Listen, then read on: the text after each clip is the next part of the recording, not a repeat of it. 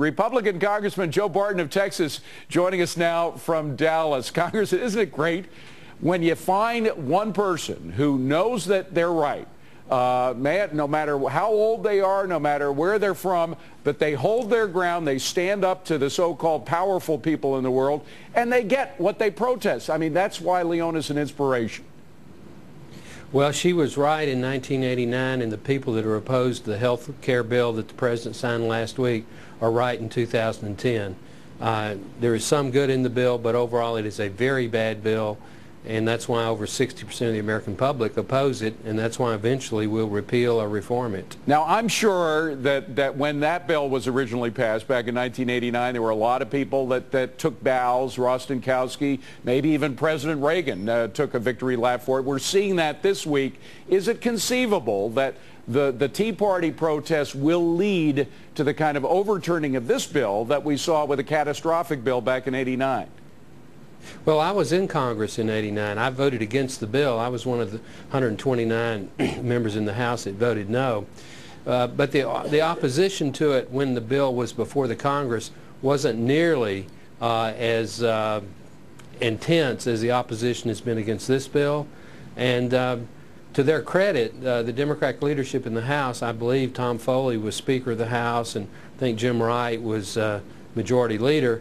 When it became obvious that the senior citizens didn't like the benefits, they had the guts to put the repeal back up on the floor. I think we passed the repeal by voice vote. Incredible. Now, as you said, the protests back then were not as strong as the protests now. No. We still have, you look at the polls, the latest polls that came out clearly show that the majority of people are at best ambivalent. Most of the people that are polled nowadays suggest that they are still against the poll. Their numbers have not changed at all. So shouldn't it be more likely that this bill will be overturned than the bill back in 1989? Well, I think it is. I think it is likely, but I do want to say there's a difference. Nancy Pelosi and Harry Reid and President Obama don't appear to want to listen to the American people, and to their credit, back in '89, the new President George Bush, and then the Democratic leadership, Mr. Foley and Mr. Wright, Jim Wright, they did listen, and even Claude Pepper, bless his heart, he listened. So today, Pelosi has put all of her muscle into passing the bill. The President has put all of his political muscle into convincing wavering Democrats in the House and the Senate to vote for it. So they have a leadership problem now that the Democratic Party didn't have back in 1989. How long did it take from the time that Ronald Reagan signed that bill to the time that it was overturned?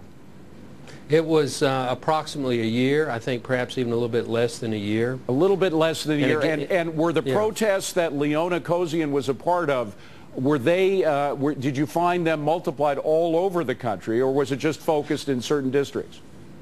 No, it was everywhere, and it was growing, but it was primarily among the senior citizens.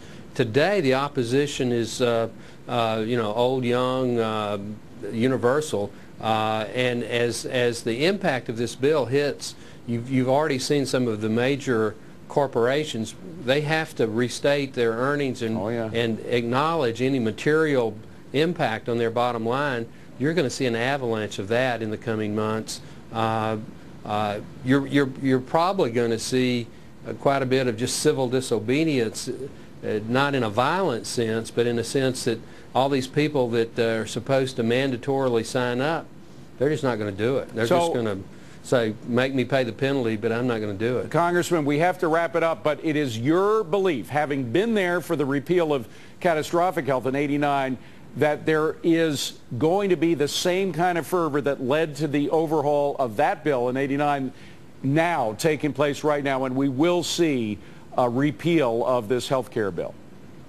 I don't know that we'll see an entire complete repeal. There are some good things in it, coverage for pre-existing conditions, the follow-on biologics bill, which Congressman Eshoo of California and myself put in the bill. There's some good things, but most of the bill is bad, and most of the population opposes most parts of this bill, and it's much more intense in 2010 than it was in 1989, much more. Congressman Joe Barton, a Republican from Texas, thank you for being here. Appreciate it, Congressman.